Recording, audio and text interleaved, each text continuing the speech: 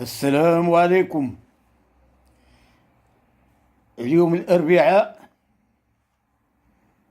7 ديسمبر 2022، الحلقة 119. محمد مسناوي. Aujourd'hui, mercredi 7 décembre 2022, épisode 19. Mohamed Mesnaoui.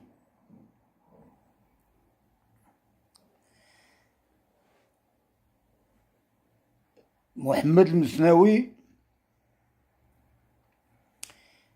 اللي كان واحد من المقربين من لو باترون دو لا كونتر سوبفيرسيون est né en 1934 à Oujda. Il avait fait toutes ses études primaires et secondaires en compagnie des frères Hachhachi, de Abdelaziz Bouteflika et de Omar Ben Jelloun.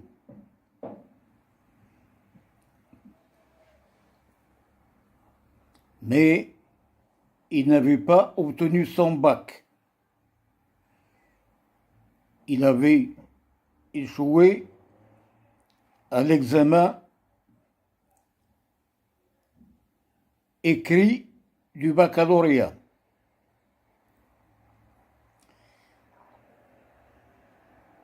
Sans bac, mais ayant le niveau du bac,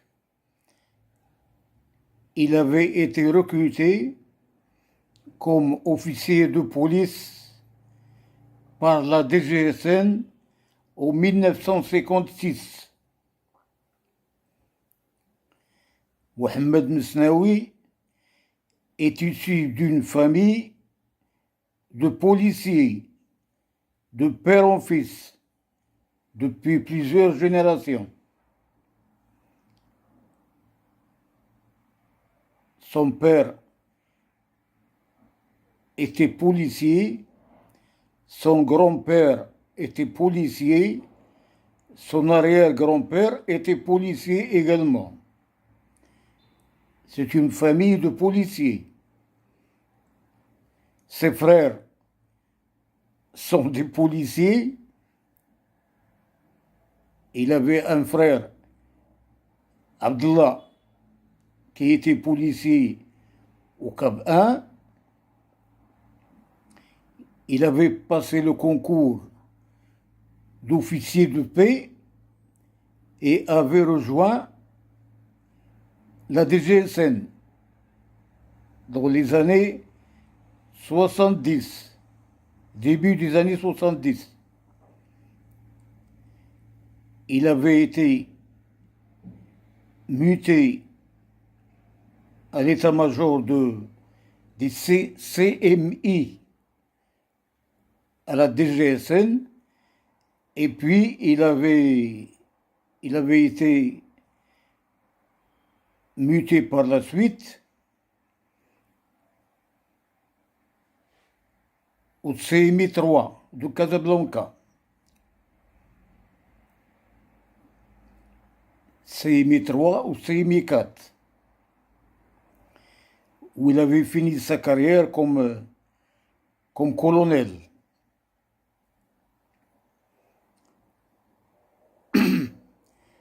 Mohamed Mesnaoui était un policier très brillant, un grand rédacteur. Il rédigeait très bien, très très bien. Dans la contre-subversion, on faisait équipe ensemble, moi et lui. On s'occupait tous les deux du parti UNFP de Mehdi Ben Barka et par la suite du parti USFP.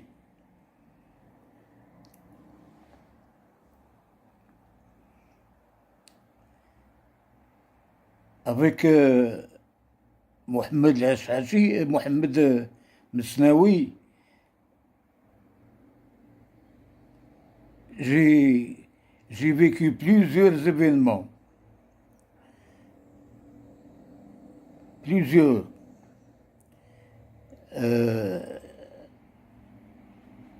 Il était vraiment un gars très très bien.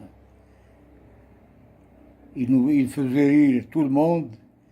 On passait notre journée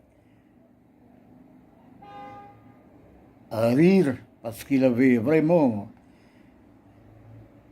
Il savait nous faire rire tous au département, y compris notre patron. Parce que Mohamed Mesnaoui avait le don de faire rire tout le monde. On ne pouvait pas rester à côté de lui sans rire. Les anecdotes. Toute sa vie était pleine d'anecdotes. Toute sa vie était pleine d'anecdotes. Ils nous ont raconté tous les jours. Il est toujours plein d'anecdotes. Mais c'était un bonhomme vraiment exceptionnel par ses qualités. Il avait un grand sens de l'humour.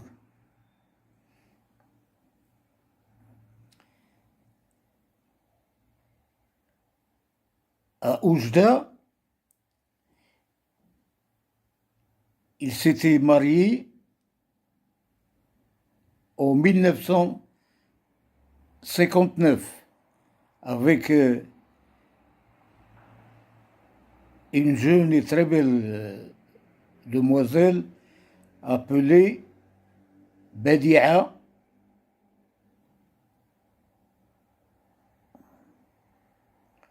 Je ne me rappelle plus du nom de famille. Cette jeune épouse de Mesnaoui, elle allait faire un grand parcours dans l'administration de l'intérieur.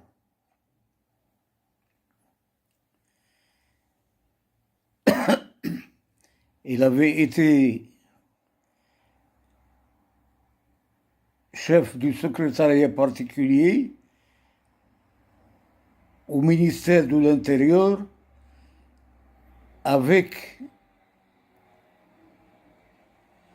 le ministre qui était avant Oufqir à l'intérieur, Ahmed Reda Gdira. Il a continué avec Oufqir, il a continué avec Benhima, il a continué avec Des Basri jusqu'en 1999.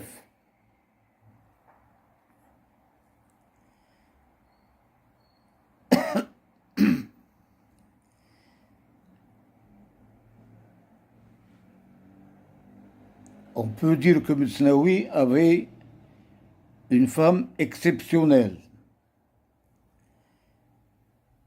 Son nom de famille était Ammou. A-2-M-O-U. Ammou. Elle était d'origine algérienne, mais elle était marocaine à 100%, comme tous les autres, comme tous les millions de Marocains qui existaient.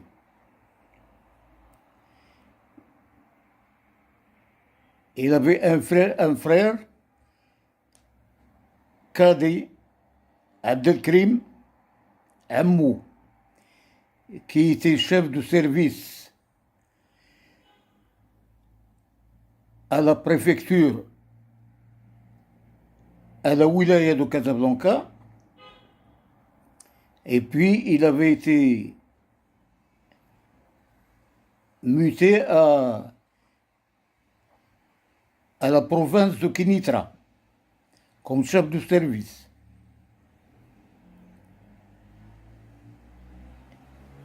Il avait longtemps habité dans un logement de fonction à Kénitra. Mohamed Mesnaoui était un grand rédacteur.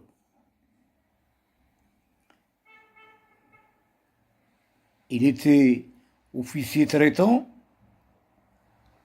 de plusieurs sources d'informations.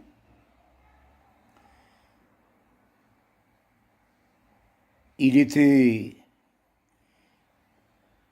un bon vivant, mais il n'en abusait pas. Il buvait très peu, ne fumait pas,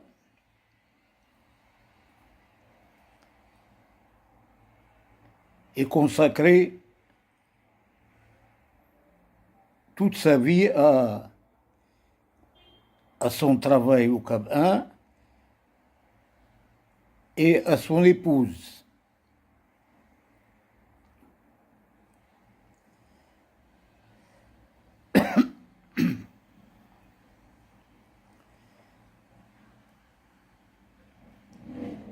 Dans les années 1960,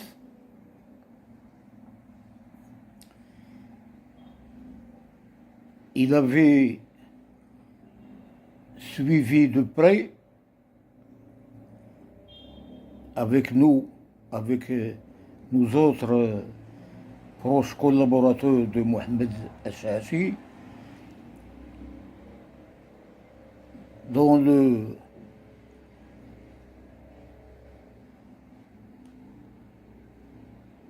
ce qu'on appelait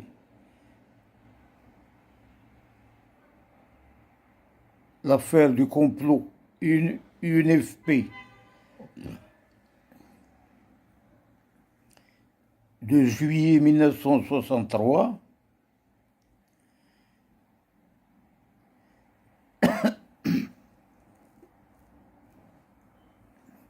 on avait suivi ensemble tous ces événements du Maroc de 1960. En commençant par le retour de Mehdi Ben Barka au pays au mois de mai 1962, en passant par le congrès de l'UNFP de 1962, en passant par la scission entre le parti UNFP et le syndicat UMT de Mahjoub Ben Saddiq,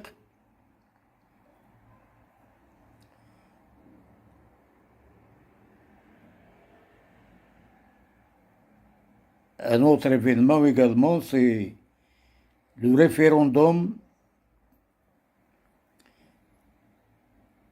pour la Constitution, la première Constitution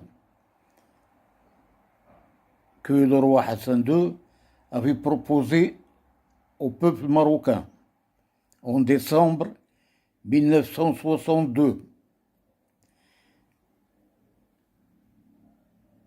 Après cet événement, il y a eu, au début de 1963, les élections pour le premier Parlement marocain.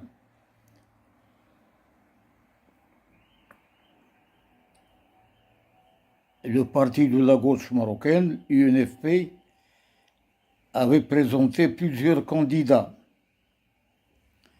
Mehdi Ben Barka avait été élu député au quartier Yacoub Mansour, à Rabat.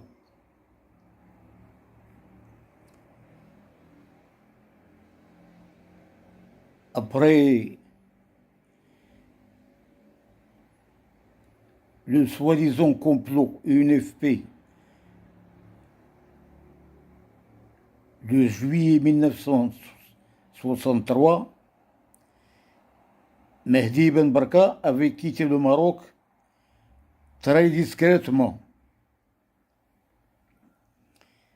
pour aller s'installer à Alger. À l'époque, on le suivait de près au département de la contre-subversion. Comme Mehdi Ben Barka était le grand chef du parti UNFP, on était obligé de le suivre de près.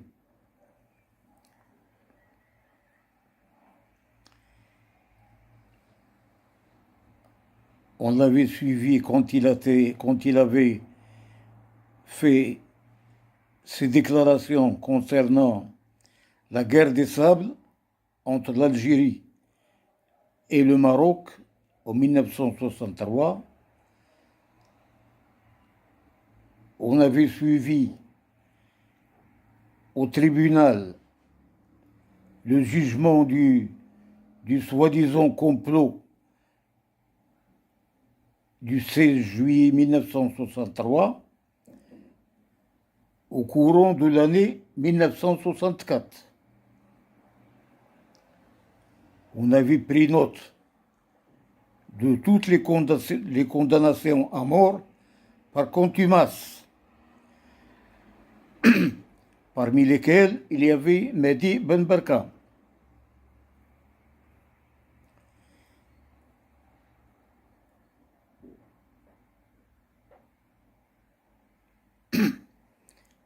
On l'avait suivi également au courant de l'année 1964. Et on avait tout préparé pour enlever Ben Barka à Alger et le transporter à Rabat, directement à Dar el-Mokhri, le centre secret des tortures au Maroc.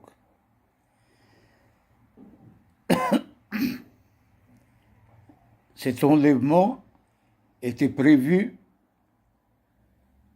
en Algérie en décembre 1964.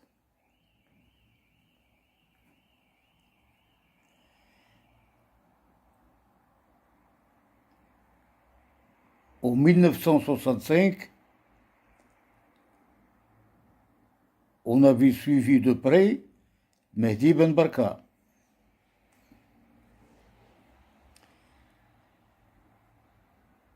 Mais en mars 1965, il y avait eu les événements du 23 mars 1965 à Casablanca. Ces événements avaient fait des centaines de morts et des milliers de blessés.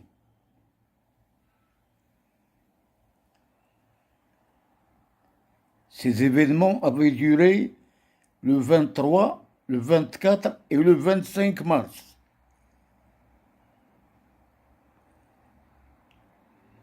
L'intervention du général Oufkir était vraiment terrible. Il tirait sur les manifestants à partir d'un hélicoptère, en compagnie de deux autres tireurs d'élite du Cap 1, qui sont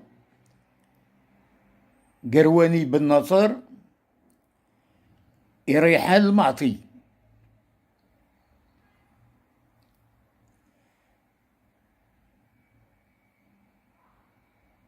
Après la réunion du chef d'État avec les responsables sécuritaires du pays, qui sont Oufkir, Dlimi et Mohamed Al-Shashi. Cette réunion avait lieu au palais de Rabat le 25 mars 1965.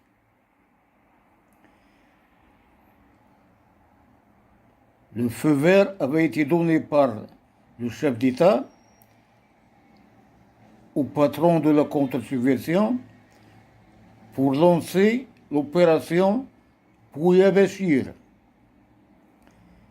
Bouya Bachir qui avait comme objectif enlever Mehdi Ben Barka en dehors du Maroc et le transporter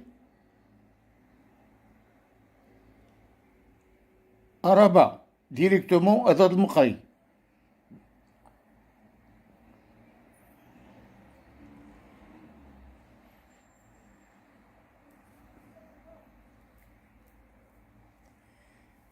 Cette opération Bouya Bachir est bien détaillée dans d'autres vidéos.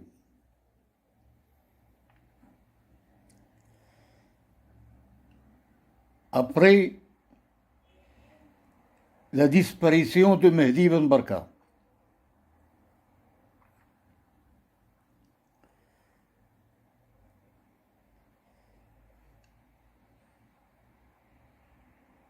on avait, après sa disparition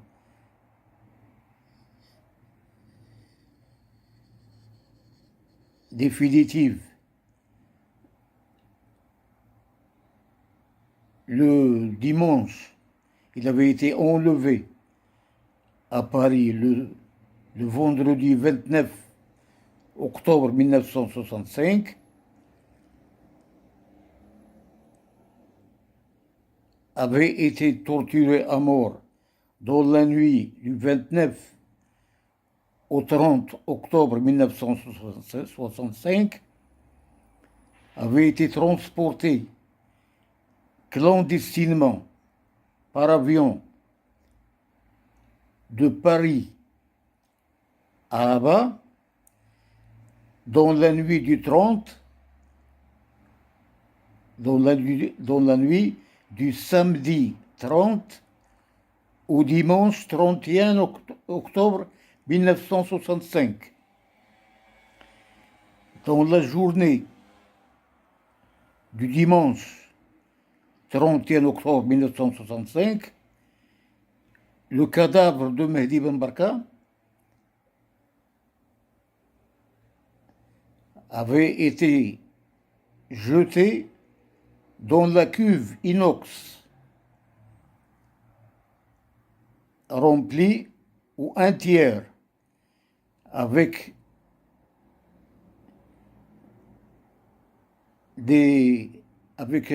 une sorte d'acide spécial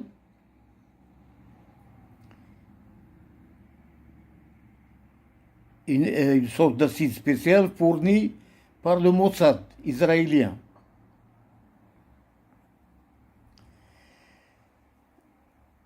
Cet acide spécial était utilisé au Cap 1 pour la dissolution des cadavres.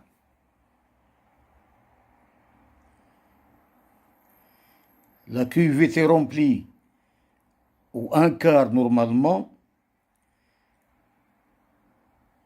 pour y jeter 3 à 4 opposants.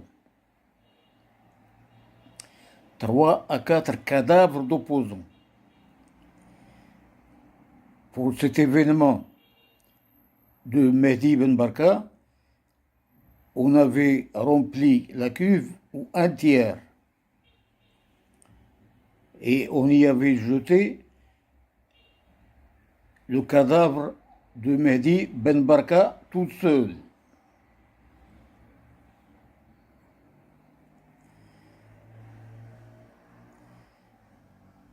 Par la suite, avec Mohamed Msnaoui, la vie avait continué.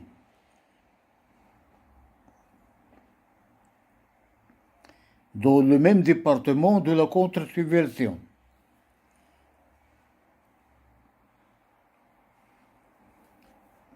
On avait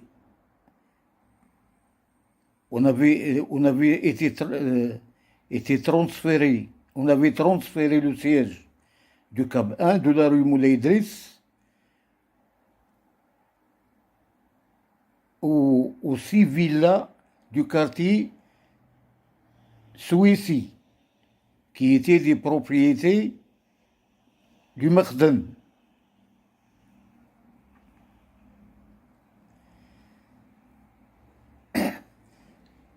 Après la période du Cap 1 clandestin,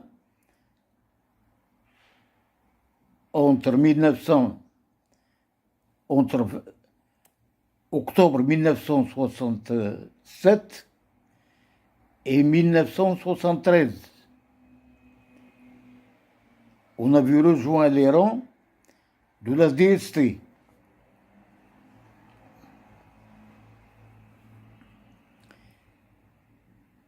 À la DST, on avait travaillé ensemble pendant plusieurs années.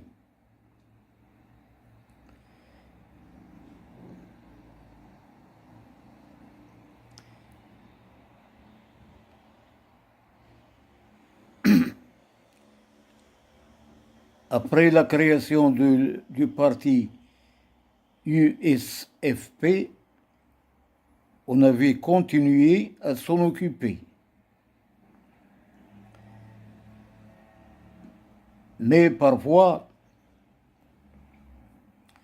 j'avais été appelé à effectuer des missions ailleurs, soit à l'étranger, soit au Maroc.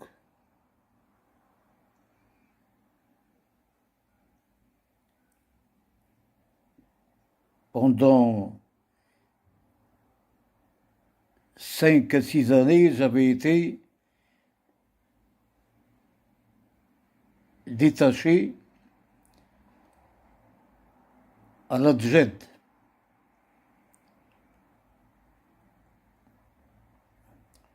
Je faisais partie des éléments de la Djed qui exerçaient en dehors du pays.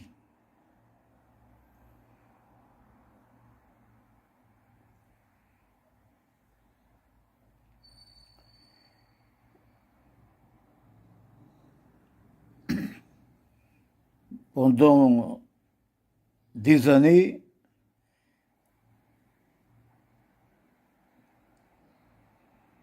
on avait Mesnaoui et 4 ou 5 autres proches collaborateurs de Mohamed Al-Chachi ont effectué une fois par semaine, le dimanche, on était invité chez l'un de nos collègues. Parmi ces 4 ou 5, y compris Abdallah Msnaoui.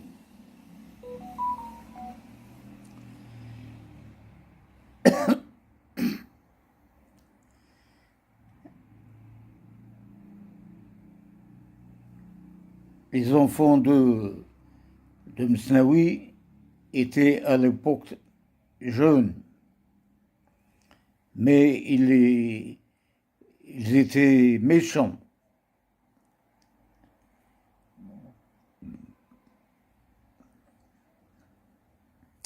On le constatait dès leur jeune âge.